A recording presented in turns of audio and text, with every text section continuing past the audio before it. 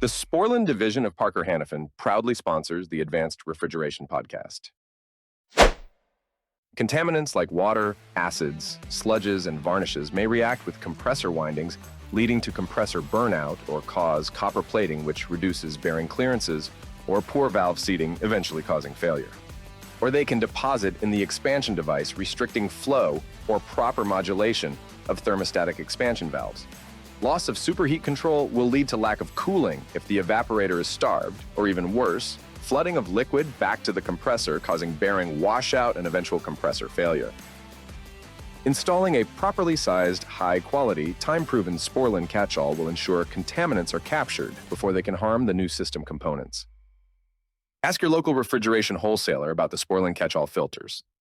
Parker Sporlan, leading the charge.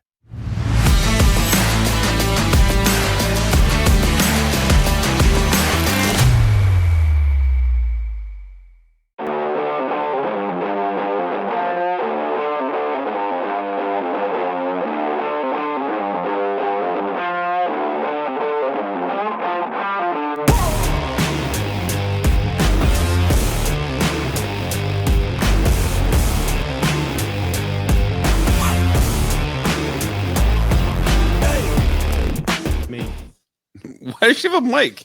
Is she live streaming Roblox? No, my son has a mic for whatever stupid video game crap. Which game did you get him?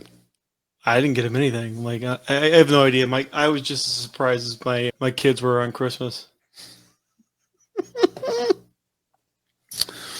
Beautiful. Beautiful.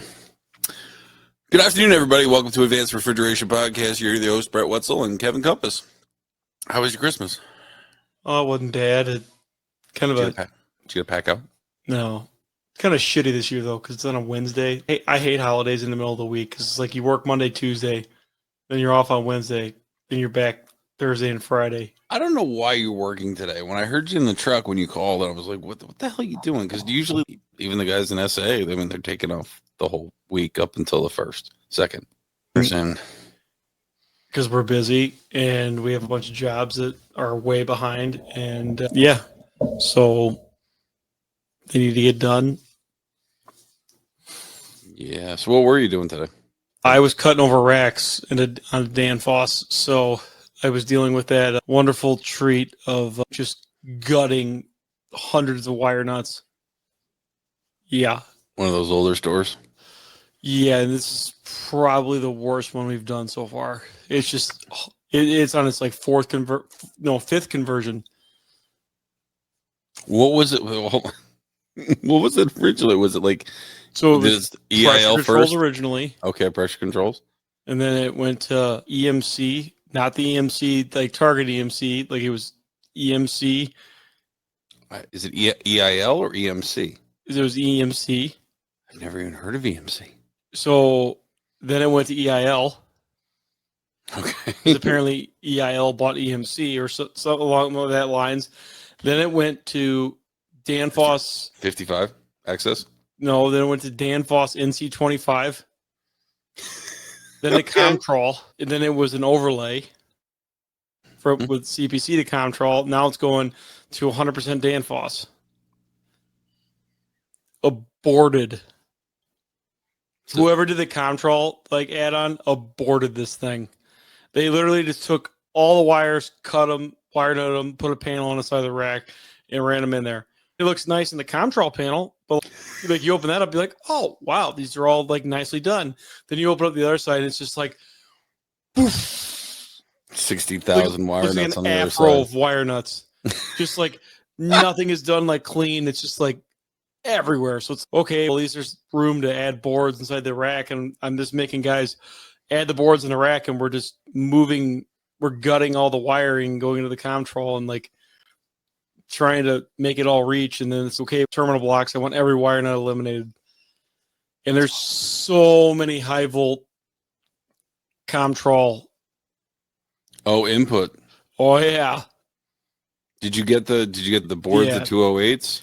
Yeah. Then I started deleting half of these because it's just stupid. And we started running a bunch of DIs. And this is make it easier.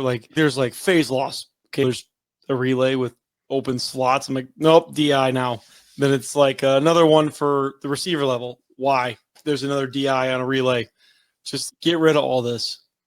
Just I don't like them because I'm always afraid somebody's gonna switch something out or blow it up. And then I blew up a power supply. Apparently, you can only short those twice. What do you mean?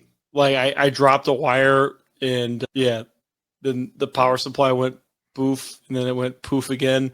Except for when I put the fuses back in the rack, it exploded like a hand grenade.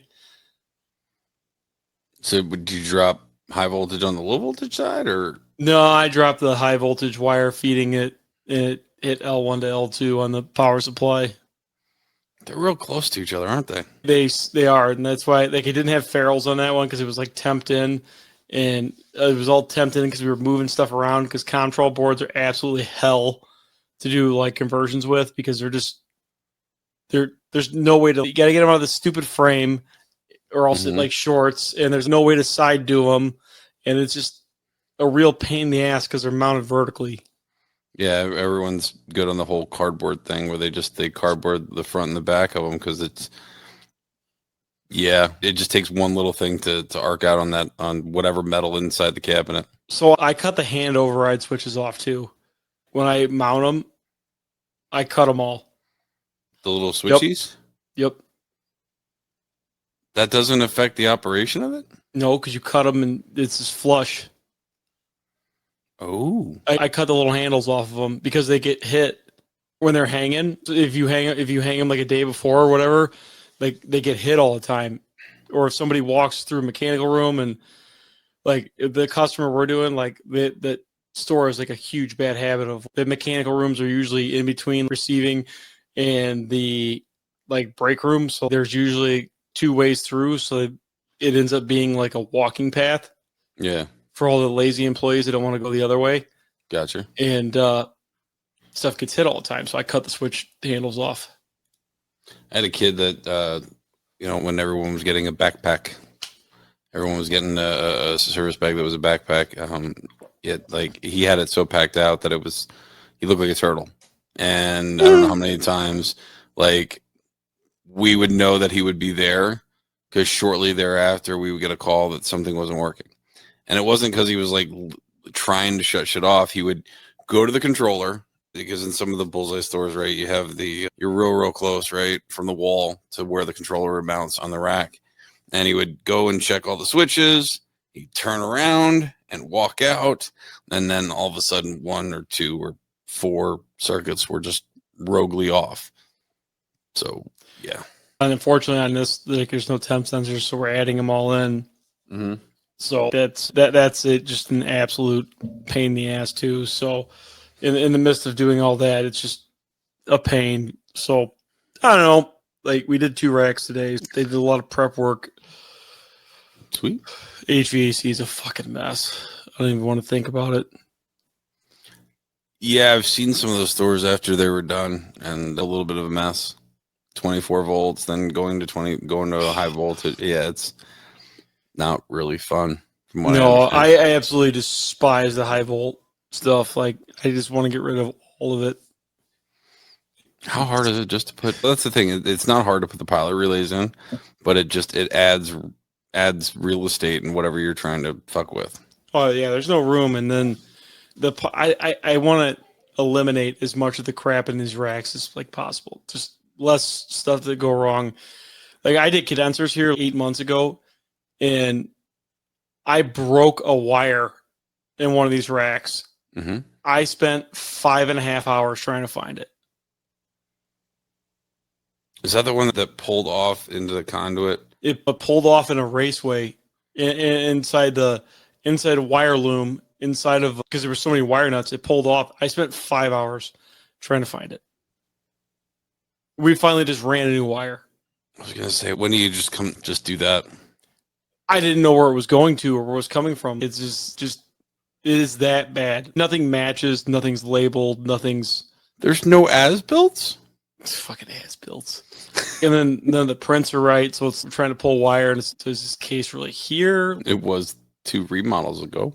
Yeah. So this is once this one's done, this is going to be one of the worst ones, but I miss my Costco conversions. You'll be back.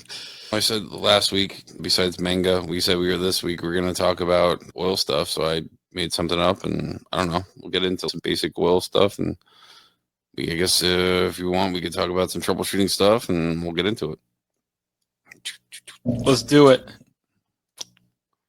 Blah, blah, blah. Move us over. There we go. You want to start off? Impingement screen, low pressure oil systems.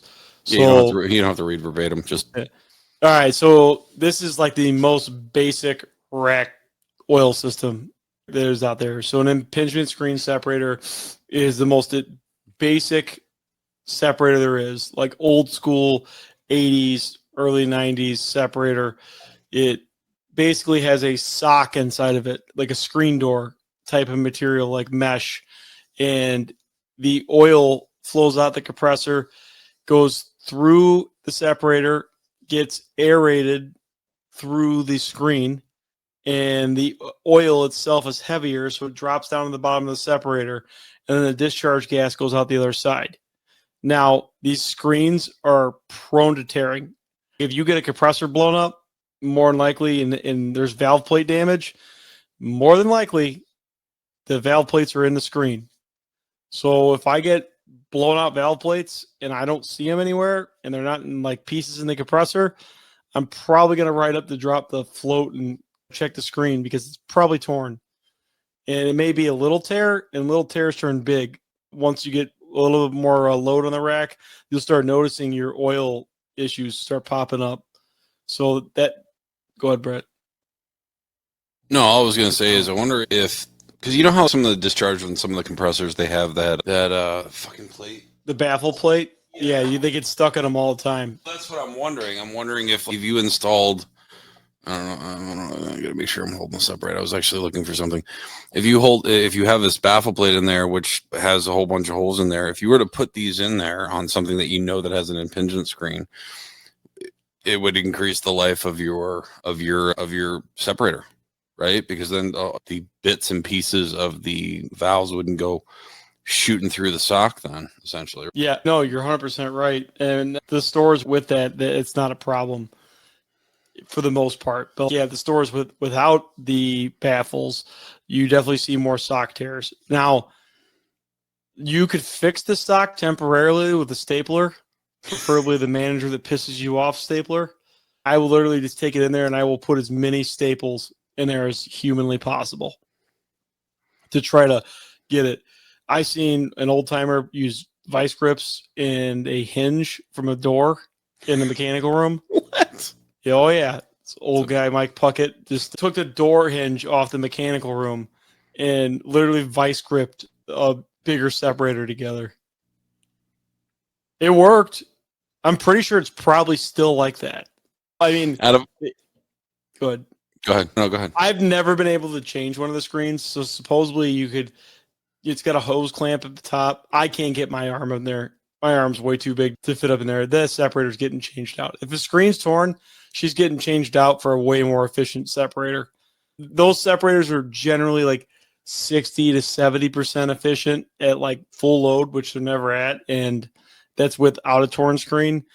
I'm going to go to a coalescent, or I'm going to go to a centrifugal separator and ditch this. This is the least efficient separator you can get, and it has the most problems. This is also a low pressure system. If you look on here, you got an oil float at the bottom, and once that oil drops out of the the refrigerant in the separator and drops down, and once it fills up enough, it raises a ball float up like a carburetor, and then allows the oil to drain out into the oil reservoir. This is what's called a low pressure system. Now, the reservoir is constantly vented to your highest suction group. So meaning if it's the medium temp is the highest pressure, it's going to go to that one. If the low temp is the highest pressure, it's going to go to that one. It's going to go to whatever suction group has the highest suction pressure. So we're trying to maintain a differential of oil pressure from oil pressure to suction pressure. So that way we feed our oil pots with a fixed number. So if it's 20 pounds of differential, there's going to be a valve at the top of the oil reservoir called an OCV. So what this valve does, go ahead. Real quick, I just want to, let's see this up. Present. Sorry, I didn't do the full screen. Share screen. Just because you were describing the oil float, and I just want to bring it up in case no one has ever, like whoever's listening to this, if they want to watch this on YouTube or whatever, they can see what the actual float looks like. And that's the float that Kevin was talking about. There's typically a magnet right there on the bottom. Be mindful when you get these out of the box. Usually where there's another oil line, usually there's a threads only tapped. Do this once. There's threads tapped right through here, and it's for another access point there, but it's also when they put these balls in, they have a plastic piece that holds this up so it's not flopping up and down within the box. That piece is meant to come out. Don't leave that piece in there. Otherwise, it's a horrible time. It's going to feed all the time. It's not really going to be that fun. No, or blows out. It's plastic. The first time I did a float by myself and nobody showed me how to do it or told me anything, I put it in there and I didn't pay attention. And the rack got up to 200 pounds of discharge pressure and blew the plug out. And the whole room went white. I know I have a picture somewhere, but God, if I could probably find it. Thank God Westermeyer doesn't do that. They don't put plugs in there. When they ship it, they put enough packing material that it doesn't move. AC&R is the only one that I don't even know if they do it anymore. I think the last AC&R float I got didn't have it in there either. Thank God. Yeah, I've never seen where it goes white.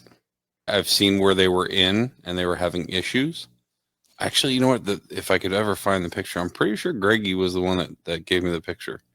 I think he's the one who actually found it. He's like, have you ever seen this? I was like, yeah, that's not supposed to be there. So, fun time. Go ahead. Sorry, I totally cut you off because I just wanted to bring up that picture. So you got the OCV on the top right here. So this is an OCV. So it'll be stamped on the side. Usually they're a 10, a 20, a 30. I don't think they go higher than that, do they? 30 is the highest one I've seen, and 5 is the lowest I've seen. Yeah. So you have those options, 5, 10, 20, and 30.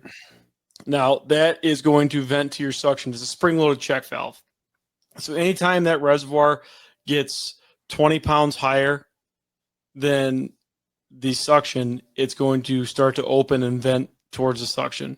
So anytime it gets above that 20 pounds, it's going to vent towards that suction. This does two things. It gives you a fixed oil tank pressure set point, basically. So your oil is going to be 20 pounds above suction. And then it also allows it to be lower than the oil separator, so the oil separator can drain when the float opens. If it was at rack, or if it was at discharge pressure, you would never move oil, because it would just fill the tank up with pressure, and there's no pressure differential to move the oil from the separator to the reservoir. So you had to have some differential. It's no different than on the CO2 racks. They're doing the same thing, but with a solenoid. Yeah, so there's the where the stamping is usually typically on these. Oil check valve. This one's a 20-pound differential. The other reason why we do this is because if we did not vent, it's all about going from high pressure to low pressure, right? So if we have higher pressure here, we need an intermediate pressure here, so we have flow, and you need to drop it down because here you can see that I have mechanical oil floats on here. Sporlan ones, they can have up to and not to exceed a 90-pound differential. So if you have 90-pound difference from your crankcase to your oil pressure, you will damage these floats and they will break, and then they will feed all the time and not have a great time.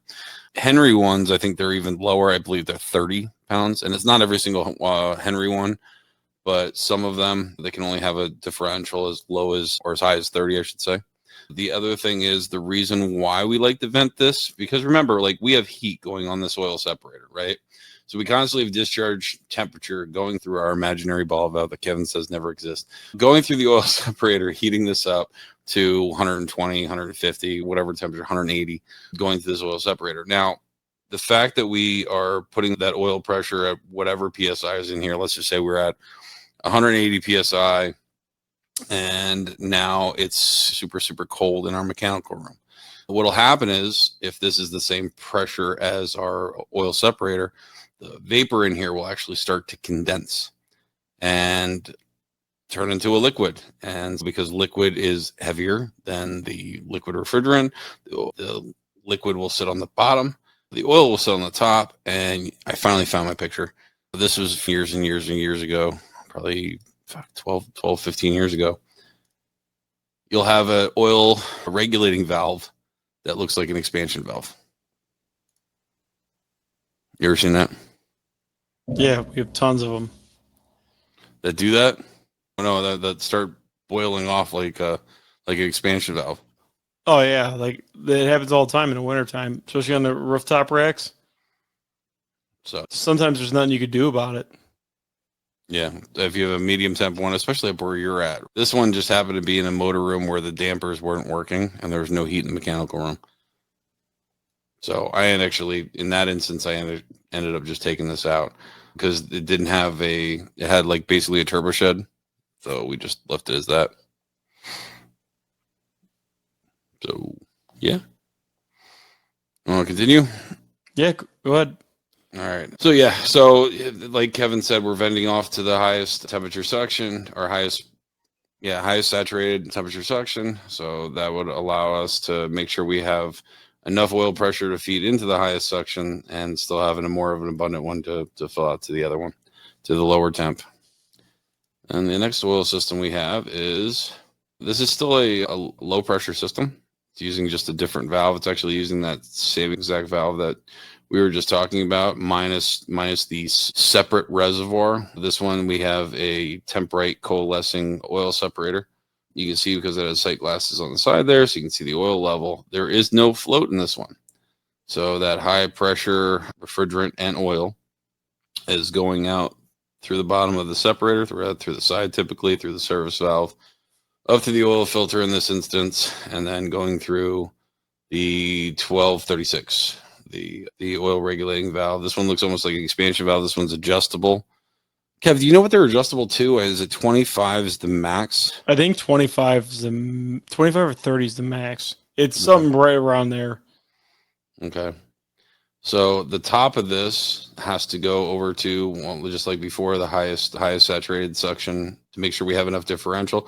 I mean, if you have a single header suction, it's going to go to the single header. But even if you have one that's like medium temp and then medium lower temp, you still have to make sure that it's going to the higher one because you might not have enough differential. I've seen on some racks, I don't know how it happened, but they actually had a pipe to the wrong medium temp suction. You had one that was at, I think, 25 saturated, and then you had another one that was like 13 or something like that. And it was piped to the 25, or I'm sorry, to the 13. And it just about intermittently, depending on what the staging was like, it didn't have enough oil pressure to push into those compressors. So it happens all the time. Have you seen it before? Yeah, all the time. You see it all the time on startup. So there should be a screen, just like you would on an expansion valve, on the inlet of that oil valve. And that's just there. So in case you get any debris, because you got to remember, these oil filters are not 100% foolproof. They do have a relief in there. There's usually like a spring in there. So if the differential does get too high within the oil filter, it will. Do not install I refuse to use the bypass oil filters. I just saying they exist. And I know they exist, and it's no good for I would rather the filter clog up, and we know it's clogged up, and it shuts the rack down, and I get a service call, than it be bypassing, and then it's just bypassing shit around the filter for God knows how long, especially if you're using like Sporlan SF283 suction filters. Make sure you install them in the way that the filter doesn't bypass. Because otherwise you're going to be cleaning out every single one of these oil floats. Yeah, that sucks. It's way more work. I'm a big fan of the SF283s and the oil lines, especially if we're doing cleanouts. Like they plug up so much faster, and they're so much cheaper to switch out. Like I think they do a really good job of the actual cleanup of the oil. Like on a normal rack, I'd much rather have a 303 oil, Sporlan oil filter. But if it's like a cleanup job, the suction filters kick ass at that. Oh, it's a bi-flow? Yeah. So whichever way you put it is which way you. One way you have the bypass, the other way you don't. Today's episode is sponsored by the RefraShield RDP Series differential pressure monitors from Westermeyer Industries, now available for transcritical CO2 systems in addition to other common pressures and refrigerants. When the filter element of your coalescing oil separator is contaminated, it can hurt your system's performance and efficiency. But how do you know when it's time to replace that filter? Wait too long to replace, and you could end up with a nasty filter blowout. But replacing too often can be a waste of time and money. The answer is installing a differential pressure monitor. The RDP Series differential pressure monitors, including the new transcritical CO2 model, are available now from Westermeyer Industries. To find out more information, email sales@westermeyerin.com. That's WESTERMEYERIN.com. So it's still so it still filters no matter. Yeah. No, it says bypass relief right on there. Yeah. But if you put it one way, you have the bypass relief. Direction. See, without. With bypass. Oh. Okay. That makes sense. And that is just like a paper element on the inside? I think it's a paper element and then a screen. Okay. And then it's obviously got to have charcoal inside of it too, because it's a cleanup filter. It's a suction filter, cleanup filter. Yeah, fair enough.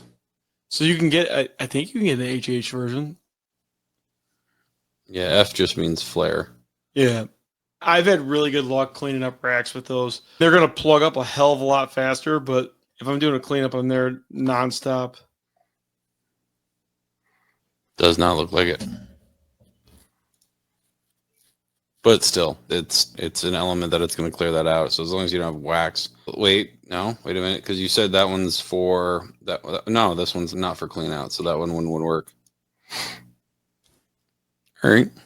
Husbands use those filters for shit. They still use them. Really? Oh yeah. I just started up a brand new rack with SF283s in it. No way. So if you do have to, I don't know, you want to talk a little diagnosis later after we get through all of them? Yeah, let's talk a little diagnosis later. Okay. This one, impingement screen. This is Kevin's favorite oil system ever. Impingement screen with the oil equalization line. Trash. So it's the same thing as what we just discussed as far as the impingement screen. Works the same exact way. Vent line going to the highest suction.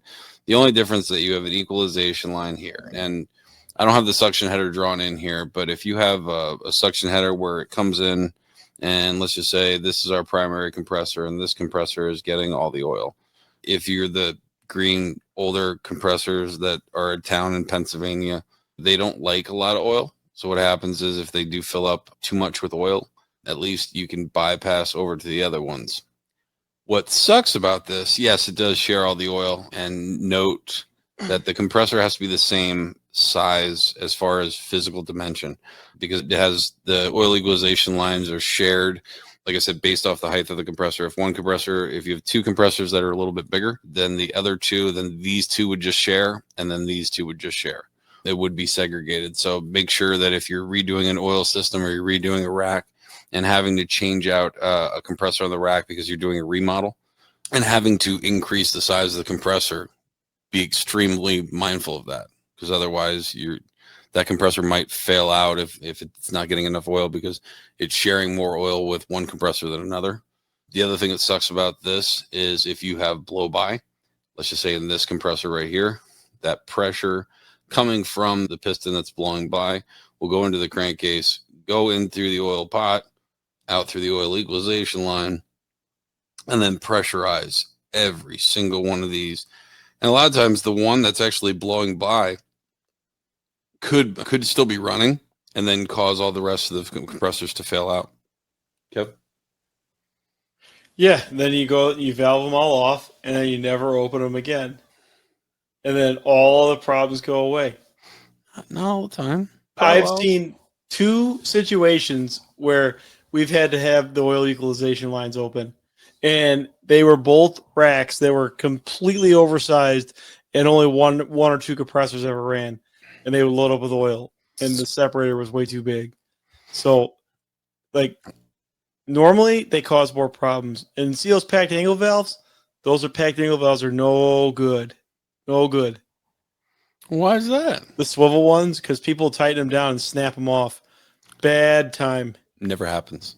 Oh, Never yeah. happens. The quarter-inch ones, the quarter-inch swivel ones, fuck. On the OMBs, I've seen so many people snap those off. Like the protocols, bad time. Don't tighten those up. Don't use an arm strength on them. You could tighten those things, they just keep going till it pushes the flare clean out of the hole. It does. It'll push it right out. I don't know. Like, oh, not good. I watched somebody do that on a protocol, and I was like, oh my god. You watched it what? Somebody do that on a protocol recently.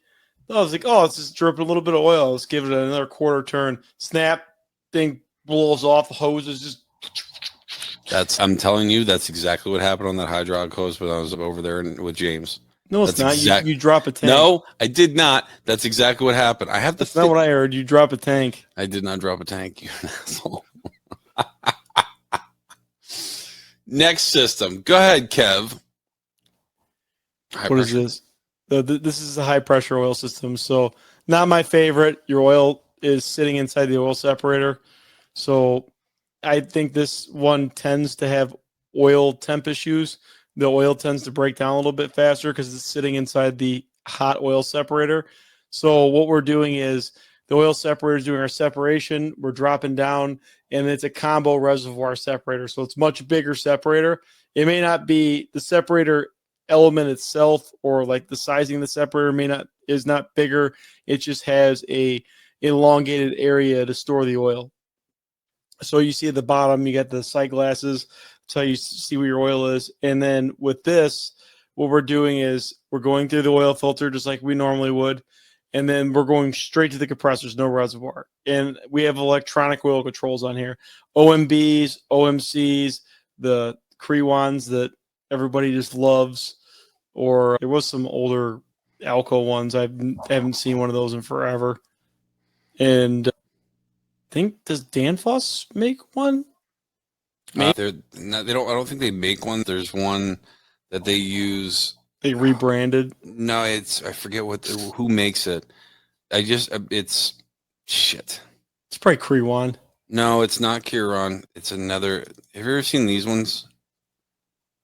Yeah, that's an Alco one, Emerson one. Yeah, Alco Emerson one. The OMCs are like bulletproof, and then the OMC CO2 ones never have issues with those. They're great. T and K. Oh, TK, yeah, I've seen those ones. They're okay. Those are the ones that I've seen on the. HB makes them. Is that who makes them? I think so. So you have those. It's electronic oil controls. So with a high pressure system, you're going to have electronic oil controls because we're putting full pressure oil at this. And if it was a normal oil float, it's generally about 90 pounds of differential is all they can handle. There's a differential, or is it oil pressure? It's oil differential. So Yeah. if you have the mechanical ones, it's 90 pounds for the Sporlan ones. The Henry ones have a lower differential, but it's not every single model. They have ones that's 30 pound differential. So whatever the difference is between the crankcase pressure and the oil pressure. But Yeah. like I said, it's not every single oil float that's 90. So Yeah, read you got to watch. RTFM, read the Fantastic Manual. So this is a lot. You get a lot more control out of these. You're going to get a lot more precise control because it's digital. A lot less issues. Nobody fiddling around with them, messing around with them. These are a lot more robust. You get alarming capabilities out of them. The only thing is on the OMCs and OMBs, they don't hard lock out when they trip. It takes several times of them locking out in a period before they will auto reset, and they will reset and start again. And if it locks out again, then it'll hard lock out. Usually with the OMBs, I think it's 4 or 5 times. I think so. Yeah, it'll reset itself 4 or 5 times. So you may get some random proof fails you're having trouble figuring out, and it's the oil control locking out. It won't hard lock out until it finally fails enough times in a period. Man, I can't find that. I thought it was T and K, and then I thought it was TEK, and I can't find the damn thing. I forget who makes that.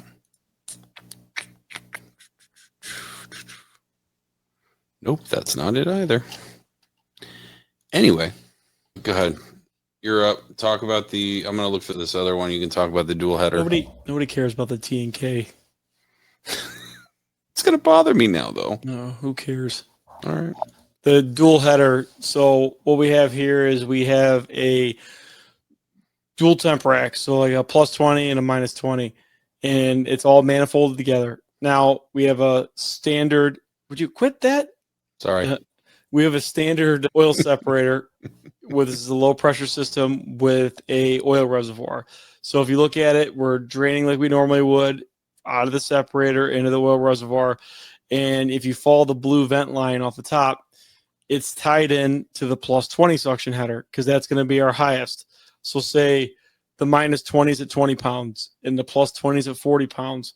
If we're tied into the low temp with the oil reservoir, we're not going to have enough pressure to push into the other suction header.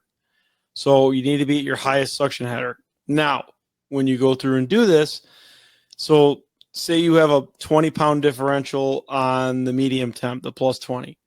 Okay, you may have a 40 or 50 or 60-pound differential on the low temp. So it means when you go through and set your oil floats, you need to set them differently. So you're going to go through and look at the chart on the Sporlands or the Alcos or the whatever you have, the Henrys. You're going to look at the oil differential chart, and it's going to give you a differential pressure and a level. And you're going to take that, you're going to follow the line on the chart, and it's going to tell you how many turns open that oil float needs to be. And you're going to go through, and what I usually do is open them wide open and then close them down to whatever turns it needs to be. So if it's at 60-pound differential and you need like just under a half glass, you may need to be, we'll say, two turns from wide open. So you're going to go all the way open and close it off 2 turns. I'll go through and I'll set every float on the suction group the exact same. And then I'll watch it for a couple hours as I'm doing other stuff. And they should all pretty much level out. If you got one that's constantly feeding, you want to see if it is constantly feeding, shut the oil line off and let it drain out. If it drains out, then you got a problem with the float. If it's still constantly getting oil, then it's probably coming down the suction. It has nothing to do with the oil float. Changing the oil float's not going to do anything. It's probably coming down the suction line. And instead of chasing why oil's coming to certain compressors, figure out why the oil's leaving the rack. Look at the oil separator. Is it operating efficiently? Is it way oversized? Is it torn sock? Is the load issue all off? Are you cycling compressors a lot? Flood back. Like, why is the oil leaving the rack? Don't try to figure out why the oil is coming to one compressor. Figure out why the oil is leaving the rack. Let the oil management handle it. And that doesn't necessarily mean that we always have to have a plus 20 and minus 20 suction. You can't have dual temp headers like I had mentioned before, where you might have a plus 25 and a plus 13, which there isn't much pressure difference there. But that could be the difference between you not feeding enough oil out to your compressors and not. So, yeah, it's just really important to make sure that it's on the right header. I see them all the time on startups. They get it's one packed angle valve over 5 inches and it's on the wrong header. Just pay attention to it and catch it. Manufacturers mess up. It happens. People move stuff around. Be aware that it needs to be on the higher header and it will cause random oil issues. do you want to continue with this or you want to do a part 2 where we actually break down oil issues and call it for night? Let's do a part 2 where we break down oil issues. Okay. No, I figured, yeah, because then we can go through like troubleshooting some of this stuff with a little deeper detail. I figured this would be good just for people to get the understanding on how these things actually work. And then once we do that, then we'll get into the actual nuts and bolts about, okay, what do we do when we have this? What do we have when we have a oil equalization line? Do we just shut down all the oil? No, that's not the right answer. We fixed it. 100% the right answer. Get the hell out of here, you suck. 100% the right answer. Close it all down. No more problems. Problems went away. Mother of Christ. All right. You guys have a great night. We'll talk to you soon. Bye.